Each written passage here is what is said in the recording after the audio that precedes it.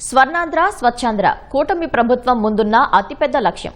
స్వచ్ఛాంధ్రతోనే Swarnandhra సాధ్యమన్న CM Chandrababu ఆలోచనలకు అనుగుణంగా వినూత్న కార్యక్రమాలతో ముందుకెళ్తున్నారు.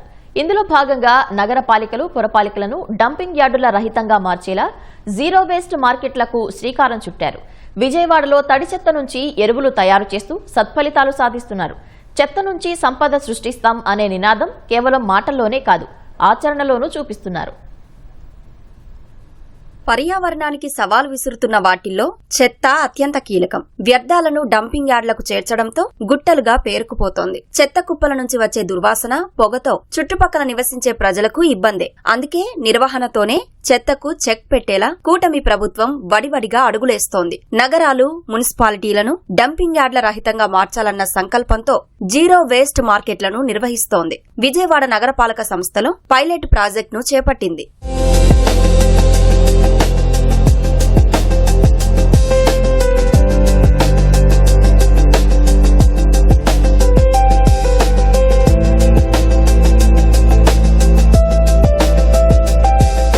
తడి చెత్త నుంచి సేంద్రియ ఎరువులు తయారు చేసే బాధ్యతను ప్రభుత్వం ఓ ప్రైవేటు సంస్థకు అప్పగించింది. విజయవాడ నగరంలో కూరగాయల మార్కెట్లు, పండ్ల మార్కెట్ల వద్ద ఉత్పన్నమయ్యే వ్యర్థాలను డంపింగ్ యార్డుకు కాకుండా నేరుగా అజిత్ సింగ్ నగర్లోని జీరో వేస్ట్ మార్కెట్కు తరలిస్తున్నారు. ఎక్సెల్ ప్లాంటులో చెత్త నుంచి ఎరువులు ఎలా తయారు చేస్తారో కంపోస్ట్ యూనిట్ నిర్వాహకుడు ఈటీవీకి వివరించారు. మన ఆంధ్రాలో ఇదే ఫస్ట్ టైం అండి. ఎక్సెల్ మోడల్ ప్రాజెక్టు ఇచ్చారు సార్ వాళ్ళు. ఫ్రూట్ వేస్ట్, వెజిటేబుల్ వేస్ట్ మొత్తం మున్సిపాలిటీలు మనకు సప్లై చేస్తున్నారు. దీని ప్రకారం మేము ఈ లార్వా డెవలప్ చేస్తున్నామండి. వేస్ట్ను ఈ మిషన్లో గ్రైండ్ చేస్తాం సార్. అది పేస్ట్ అయిపోద్ది, వెల్లుల్లి పేస్ట్ లాగా అయిపోద్ది. ఆ పేస్ట్ని తీసుకొచ్చేసి బేబీ లార్వా ఉంటుంది సార్, చిన్నది ఎగ్స్ నుంచి వచ్చింది. దాని మీద వేస్తే అది డే బై డే వేస్తూనే ఉంటాం ఆ గ్రైండ్ చేసిన ఫుడ్ను. అది ఒక 10 daysలో లార్వా అయిపోద్ది సార్.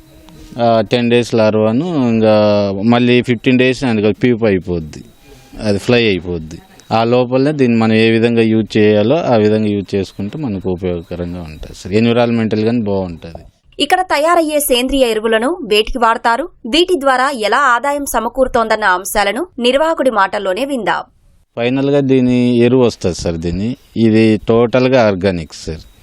ఈ ఆర్గానిక్స్ పొలాలకు వేయడం వల్ల మనకు ఈ పెస్టిసైడ్స్ వాడకం, దీంట్లో కెటోన్ అనే ఒకటి విడుదల అవుతుంది ఆర్గానిక్. ఆ కెటోన్ విడుదల చేయడం వల్ల ఆ ఎరువులో పంట పొలాలకు వ్యాధులు రాకుండా పెస్టిసైడ్స్ వాడకం అనేది తగ్గిపోతుంది సార్.